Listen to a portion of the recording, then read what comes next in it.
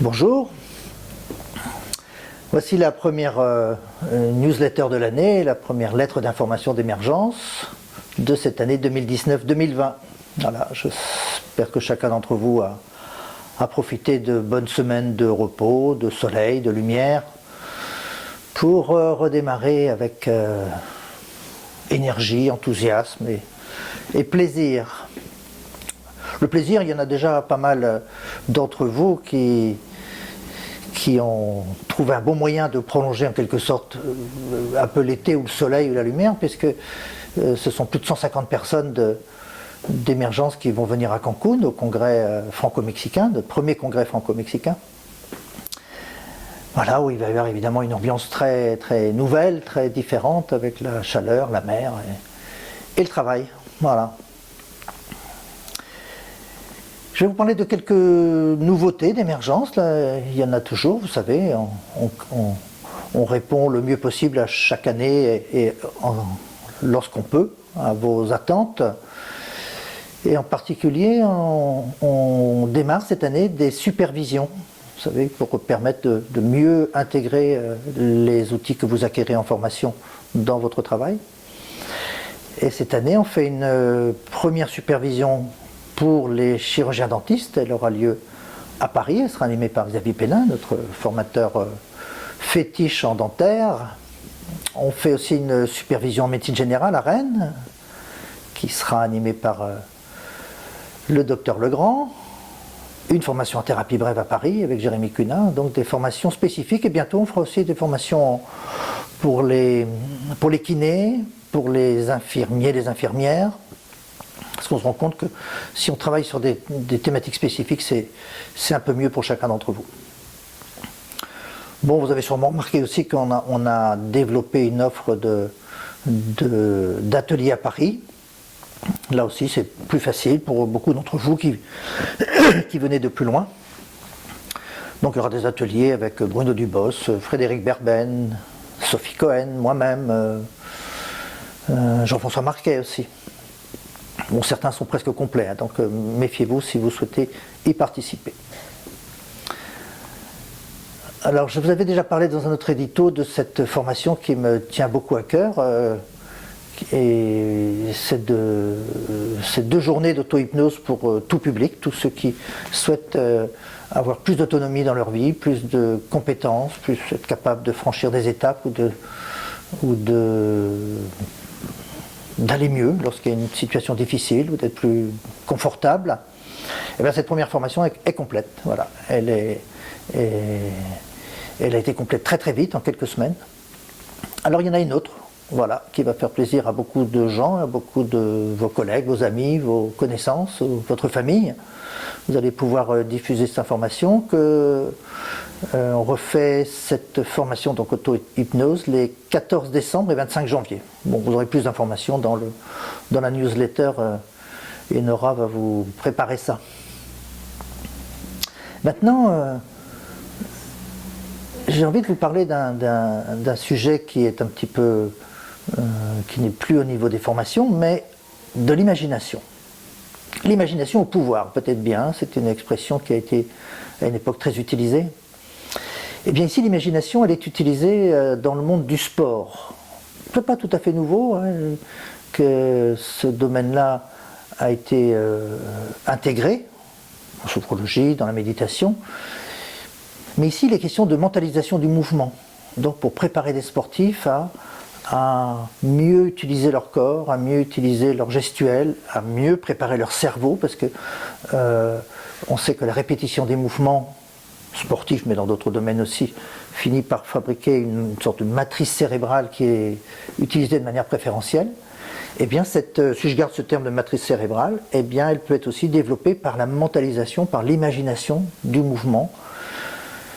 Et vous savez qu'on travaille beaucoup à Émergence et depuis maintenant quelques années dans ce domaine de mentalisation du mouvement, cette fois-ci plus pour de la récupération, pour des gens qui sont en difficulté, qui ont eu des accidents, des problèmes cérébraux, parce qu'on sait maintenant, il y a des études que vous pourrez trouver si vous cherchez, qui permettent de montrer que en imaginant un geste, eh bien, il se produit à peu près la même chose au niveau cérébral que lorsque je fais le geste. Par exemple, si j'imagine que j'écris, eh bien c'est à peu près pareil que si j'écrivais sur le plan musculaire ou sur le plan cérébral. Ce qui fait que ça va à la fois entretenir la capacité corporelle de faire le geste, celui d'écrire par exemple, ou celui de jouer au tennis pour un sportif. Et ça va préparer aussi à faire le geste pour l'apprentissage. Il y a une très belle étude qui a montré avec des jeunes pianistes que ceux qui s'entraînaient mentalement à faire une nouvelle partition et ceux qui s'entraînaient physiquement à faire une nouvelle partition, donc en s'entraînant avec leur piano, eh bien au bout de quelques heures d'entraînement, les uns et les autres ont une compétence quasiment équivalente à jouer ce nouveau morceau de manière satisfaisante, voire remarquable, puisque ce sont des jeunes professionnels. Maintenant, cette mentalisation du mouvement, elle est utilisée à l'INSEP, donc l'Institut national pour la préparation des sportifs de haut niveau, et en particulier avec le professeur Émeric Guillot, qui est un professeur de Lyon, mais aussi le docteur Claire Calmels. Donc il l'utilise pour préparer les sportifs, mais alors je suis aussi tout à fait intéressé parce qu'il l'utilise aussi pour aider les sportifs qui ont été blessés.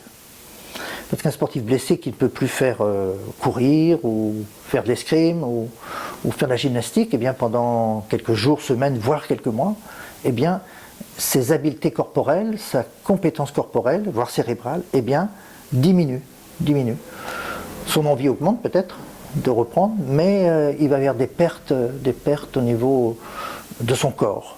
Eh bien en gardant et en reproduisant les gestes sportifs, techniques, mentalement, juste mentalement, eh bien ils entretiennent leurs compétences et leur retour à l'activité sportive, la rééducation et la récupération est bien meilleure. Donc ça, je trouve que c'est vraiment magnifique parce que on voit dans ce domaine-là aussi, on avait parlé d'autres domaines, par exemple grâce à l'auto-hypnose il y a quelques semaines, que quand on utilise bien nos capacités de conscience, eh bien on entretient l'organisme, on entretient le corps, voire même on l'aide à récupérer ou à se réparer. Et puis tout ça, ça vient d'un article du Monde du 12 septembre que vous pourrez retrouver sur le site du Monde.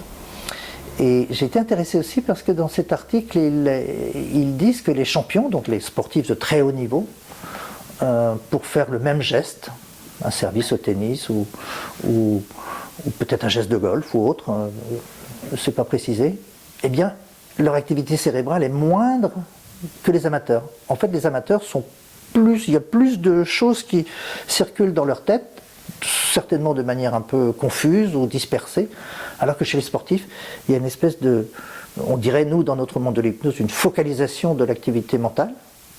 Et on sait que quand on focalise l'activité mentale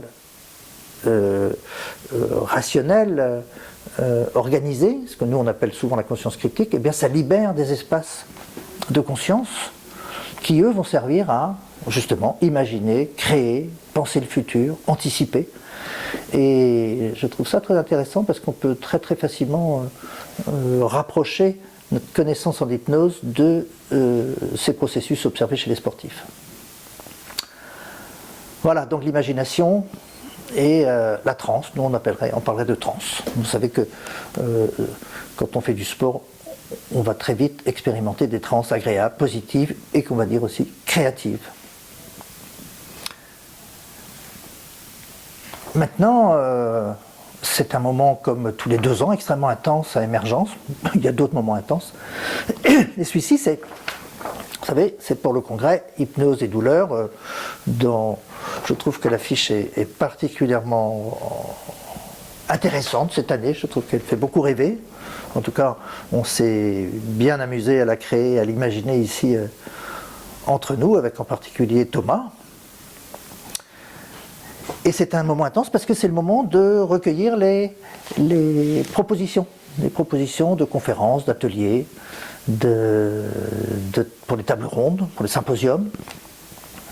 Donc je vous invite tous et toutes qui avaient envie de transmettre, de communiquer, qui avaient une pratique qui vous paraît intéressante à transmettre, une étude, un contexte de soins, voilà, une technique spécifique, eh bien, à nous faire une proposition d'intervention. Voilà, on va les recevoir jusqu'au 15 octobre et à partir du 15 octobre, on va les organiser, on va décider celles qu'on va pouvoir garder. Peut-être que certaines seront reprogrammées pour le congrès suivant, on verra bien. Mais en tout cas, c'est un bon moment de découverte. Et pour faire un lien avec le sujet précédent, eh bien, nous sommes déjà en contact avec le professeur Guillot et Madame Calmels pour voir si l'un d'entre eux va pouvoir venir au congrès pour nous parler justement de cette utilisation de la mentalisation dans le contexte des sportifs. Voilà, cette news, cet édito se termine pour aujourd'hui. Et puis je vous rappelle que vos commentaires sont précieux. Je remercie tous ceux qui ont déjà posé des commentaires. Vos questions vont à chaque fois nous aider à préparer des nouvelles vidéos, des nouvelles séquences pour notre chaîne YouTube. Et puis abonnez-vous, comme ça, ce sera beaucoup plus facile pour tout le monde. Voilà, je vous souhaite une très belle reprise, une très belle fin d'année 2019 et une très belle année 2020. À bientôt.